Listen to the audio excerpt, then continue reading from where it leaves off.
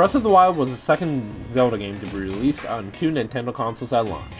The other was my favorite Zelda game, Twilight Princess. Now, I wasn't really looking forward to this game, and it's not because I thought it was stupid. I thought it was looking great, it's just that it wasn't really on my radar that much. I think there was barely any coverage, even from Nintendo, surprisingly. When the game was finally announced, I was like, oh hey, that's a thing. And a couple of years, well, not years, but still just a while down the road, I saw 8-Bit Ryan's only episode covering it, because Nintendo sucks when it comes to Let's Plays. I mean, just fucking look at my Splatoon Let's Play. I thought it looked cool, except for, well, these fuckers. When you hear that fucking piano piece, run. Just fucking run! And also enjoy this review of The Legend of Zelda, Breath of the Wild.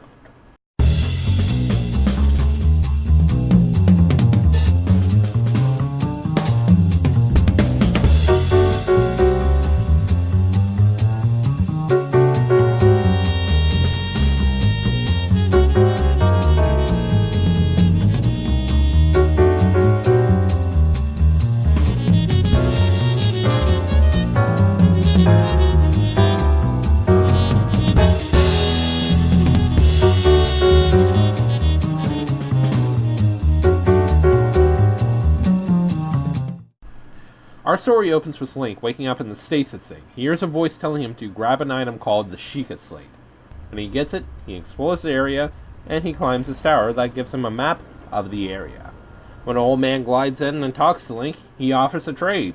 Link goes to a special area and gets a spirit orb in exchange for the old man's glider. Though when he gets the orb, well, the deal has changed. The old man has Link get 3 more, which will include an encounter with this fucker.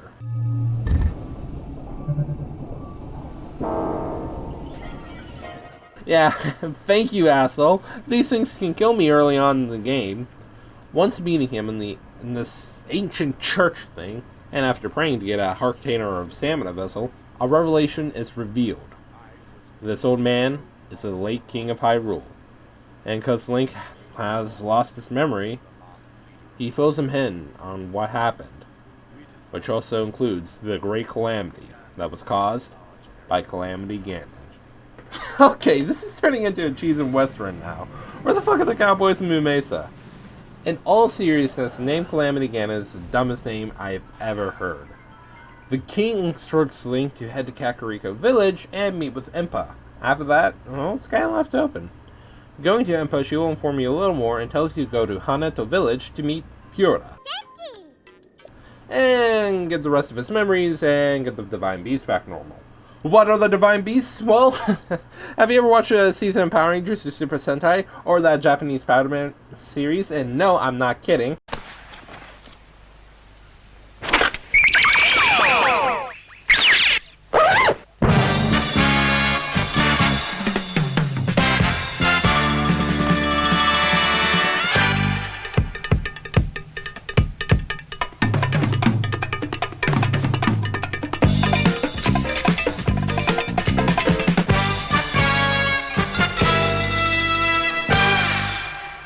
Well, they're basically Zords, and no, people have made their Power Rangers connection already, but I bet I can one-up them. How? Well, let me ask you, what time is it? Dragon Sword!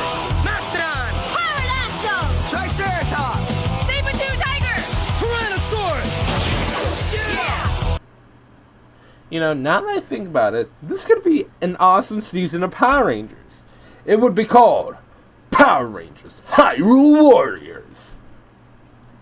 Character-wise, everyone's fine, but here's the thing about Link. He's actually called Link in this game. Now, I never mentioned it in the past, but the name on the save file would be the name for Link. Hell, in Twilight Princess, you can even change your opponent's name. Now, I heard 2 different reasons behind Link's name, and thanks to Some Call Me Johnny, I heard that Link was supposed to be the link between the player and the game, and thanks to Did You Know Gaming, Link was apparently going to be a time traveler, going between the past, present, and future, and the Triforce was originally going to be microchips, believe it or not. Now, you would think with voice acting, Link would actually talk and get some character growth. No! Apparently, him being silent like this is for him to be brave or something like that. Come on. If you're gonna have voice acting for everyone, give Link an actor as well. Here, he's just so bland in this game. But hey, it could be better. It could be the CDI voice acting. Great! I can't wait to bomb some Dodongos! Not the disintegration spell!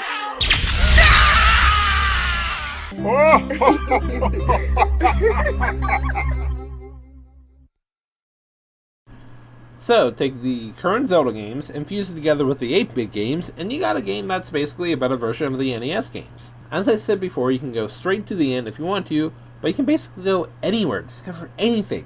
It's fun, boring, and scaring to roam around the fields of Hyrule.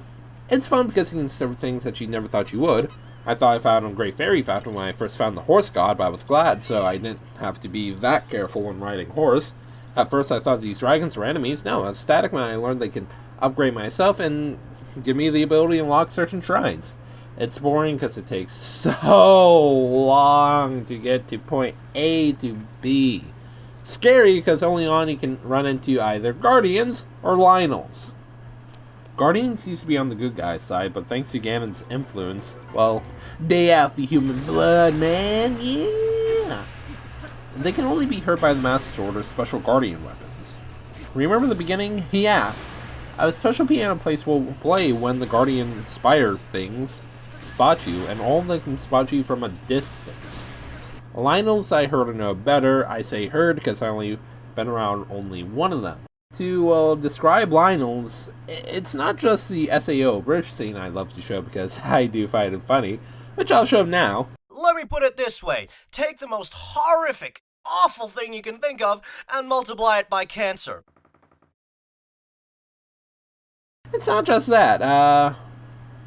The square root for this equation, yeah, they're Guardians. These enemies are just horrible. When I first saw one in the game, I didn't think it was that bad. When I got spotted, well, have you ever watched Monty Python and the Holy Grail?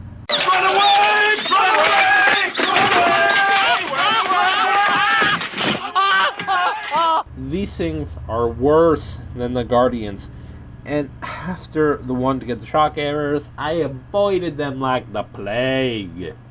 Alright, do you see this Coliseum? Now, I thought there was something awesome in there. Nope! I was wrong. It was only Zul.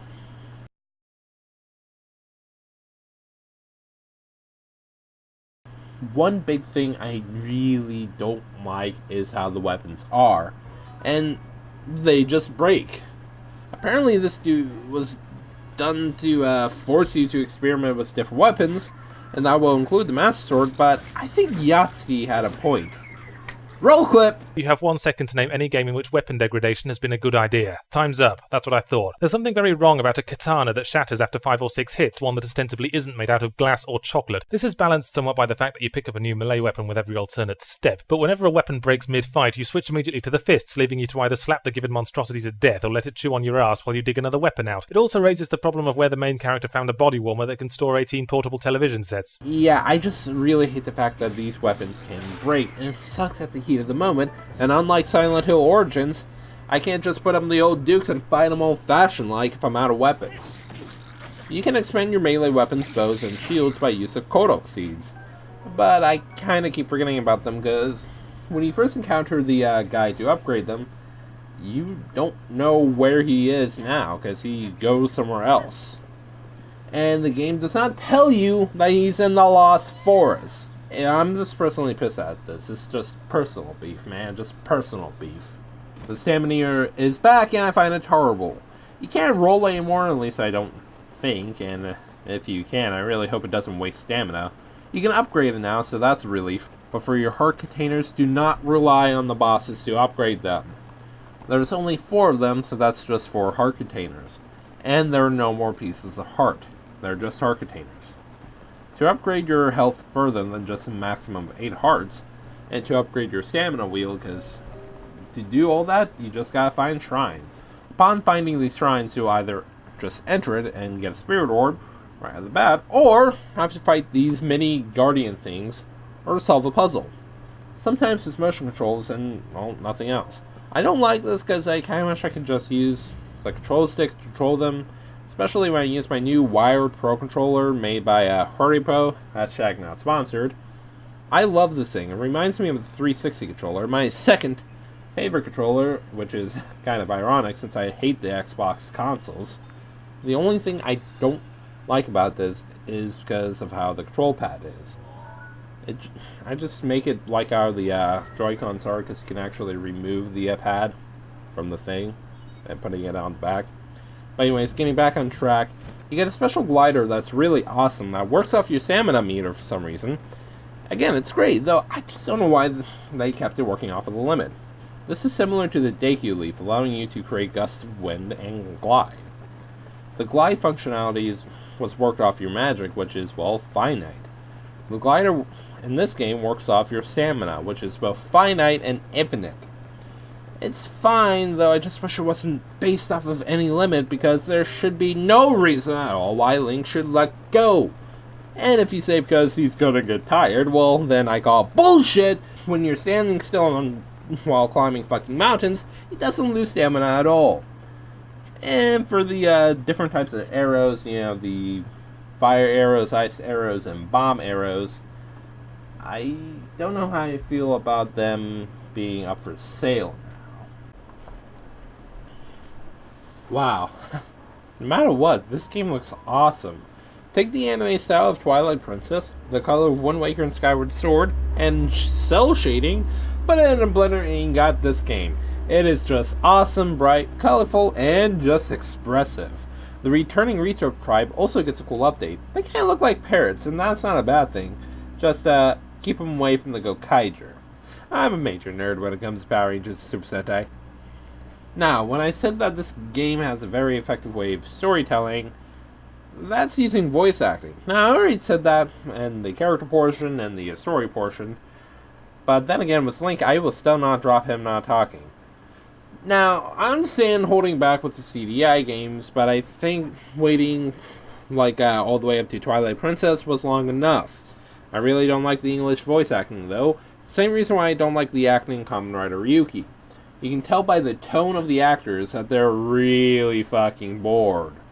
And I think Misa's voice actor is just the worst. So now, taking into account of story, characters, gameplay, graphics, and sound, The Legend of Zelda Breath of the Wild gets 7 out of 10.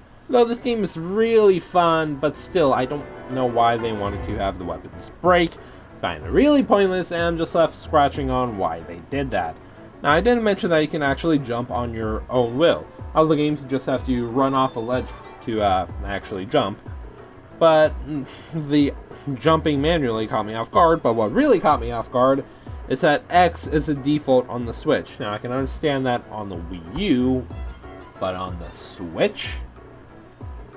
At this point in time, Breath of the Wild is available on the Nintendo Wii U and the Switch.